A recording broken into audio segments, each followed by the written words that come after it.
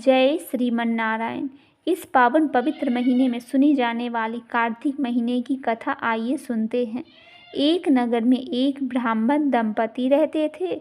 वे दोनों प्रतिदिन 7 कोस दूर गंगा और यमुना नदी में स्नान करने जाते थे।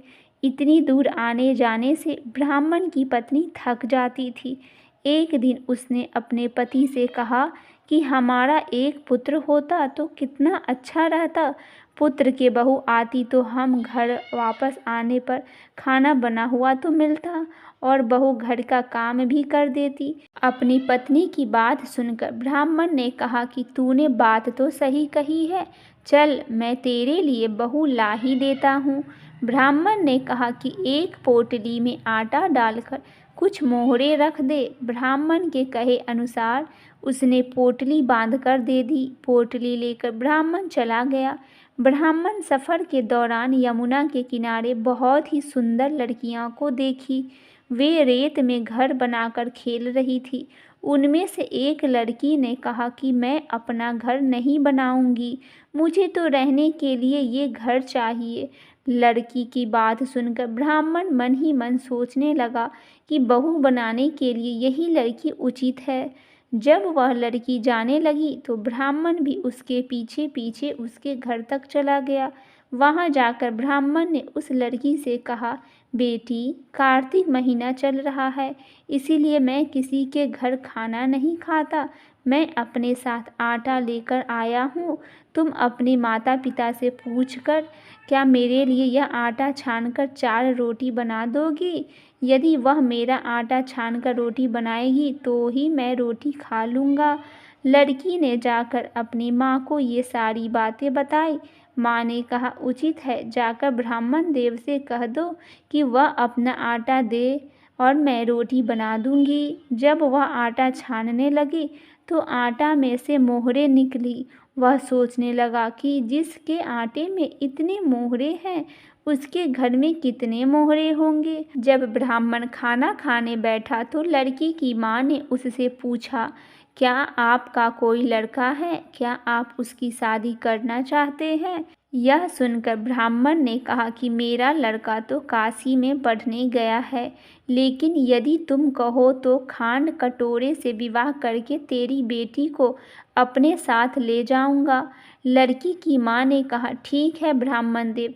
इस पर लड़की की माँ ने लड़की की खांड कटोरे से शादी करवा दिया, ब्राह्मण के साथ भेज दिया। ब्राह्मण ने घर आकर कहा, रामू की माँ, दरवाज़ा खोलकर देख, मैं तेरे लिए बहू लेकर आया हूँ। ब्राह्मण की पत्नी भीतर से ही बोली, हमारे तो कोई बेटा बेटी नहीं है, तो बहू कहाँ से आई है? दुनिया ताने मारती थी, अब आप भी मारने लगे हो।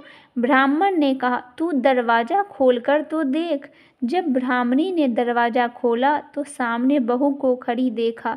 उसने बहू का स्वागत किया और आदर सत्कार से अंदर लेकर आई।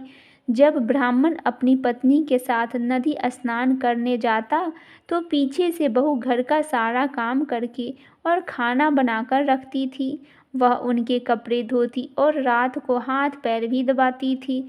इस तरह बहुत दिन बीत गए। ब्राह्मणी ने अपने पति से बहू से कहा कि बहू, कभी भी चूल्हे की आग मत बुझने देना और मटके का पानी खत्म मत होने देना। परंतु एक दिन चूल्हे की आग बुझ गई। यह देखकर बहू घबरा गई और भागी भागी अपनी पड़ोसन के पास गई और कहा कि मेरे चूल्हे की आग बुझ गई है, मुझे थोड़ी आग चाहिए। मेरे सास ससुर सुबह 5 बजे ही गए हैं, वह थके हुए घर आएंगे, इसीलिए मुझे उनके लिए खाना बनाना है। यह सुनकर पड़ोसन ने कहा कि तू बड़ी बावली है, तुझे यह दोनों मिलकर पागल बना रहे हैं। इनके कोई पुत्र नहीं है, ये निसंतान हैं। बहू ने कहा, नहीं, ऐसा मत बोलिए, इनका बेटा तो बनारस काशी में पढ़ने गया हुआ है। इस पर पड़ोसन ने कहा कि यह तुझे झूठ बोलकर लाए हैं, मेरा बात सच मान। इनका कोई बेटा नहीं है। अब बहू पड़ोसन की बात में आ गई और कहने लगी कि अब आप ही बताओ मैं क्या करूं। पड़ोसन ने कहा कि करना क्या है, जब तुम्हारे सास ससुर आए तो जली हुई रोटियां बनाकर दे देना और बिना नमक की दाल बनाकर दे देना। खीर की कढ़ाई दाल में और दाल की कढ़ाई खीर में डाल देना। पड़ोसन ने उसे अच्छे से सिखा पढ़ा दिया। फिर जब उसके सास ससुर घर आए तो उसने उनका आदर सत्कार किया नहीं, उनके कपड़े भी नहीं धोए। जब उसने सास ससुर का खाना दिया तो सास बोली, बहू आज यह रोटियां जली क्यों हैं और दाल भी अलूनी है। तब बहू ने पलटकर कहा कि एक दिन ऐसा खाना खा लोगे तो कुछ बिगड़ नहीं जाएगा। सास ससुर को खरी खोटी सुनाकर वह फिर से पड़ोसन के पास गई और बोला कि अब आगे क्या करना है। पड़ोसन ने कहा कि अब तुम सातों कोठी का चाबी मांगो। अगले दिन जब भी स्नान करने के लिए जाने लगे तो बहू अड़ गई कि मुझे तो सातों कोठी की चाबी चाहिए। तब ससुर ने कहा कि इसे चाबी दे दो। तब सास ने बहू को चाबी दे दी। सास ससुर के जाने के बाद जब वह दरवाजे खोली तो देखा कि किसी में अन्न भरा है और किसी में धन भरा है और किसी कोठी में बर्तन पड़े हैं।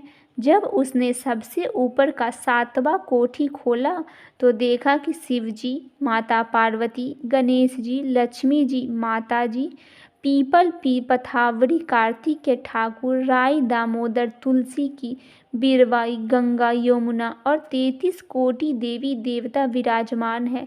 वहीं पर एक लड़का चंदन की चौकी पर बैठा माला जाप कर रहा है। यह देखकर उसने लड़के से पूछा कि तुम कौन हो। तब लड़का बोला कि मैं तेरा पति हूँ, अभी दरवाज़ा बंद कर दे, जब मेरे माता पिता आएंगे तब दरवाज़ा खोलना।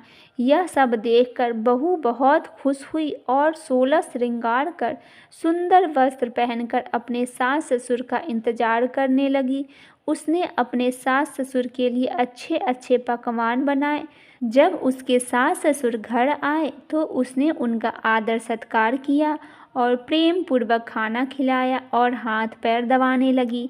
पैर दबाते हुए बहू ने कहा कि माँ, आप इतनी दूर गंगा यमुना स्नान करने के लिए जाती हो तो आप थक जाती है, इसीलिए आप घर पर ही स्नान क्यों नहीं करती। यह सुनकर सास कहने लगी कि बेटी, गंगा यमुना घर पर तो नहीं बहती। तब उसने कहा, हाँ माँ जी बहती है, चलो मैं आपको दिखाती हूँ। जब बहू ने सातवां कोठा खोलकर दिखाया तो उसमें शिव जी, पार्वती जी, गणेश जी, लक्ष्मी जी, पीपल पथावरी, कार्तिक के ठाकुर, राई, दामोदर, तुलसी जी की बिरवा, गंगा यमुना बह रही है और 33 कोटि देवी देवता विराजमान है। वही चौकी पर बैठा एक लड़का माला जाप कर रहा है। माँ ने उसे देखकर कहा कि बेटा, तू कौन है। लड़का बोला, माँ मैं तेरा बेटा हूँ।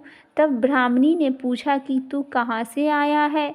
लड़के ने जवाब दिया कि मुझे कार्तिक देव ने भेजा है। माँ ने कहा, बेटा यह संसार कैसे मानेगा कि तू मेरा बेटा है। माँ ने कुछ विद्वान पंडितों की मदद मांगी।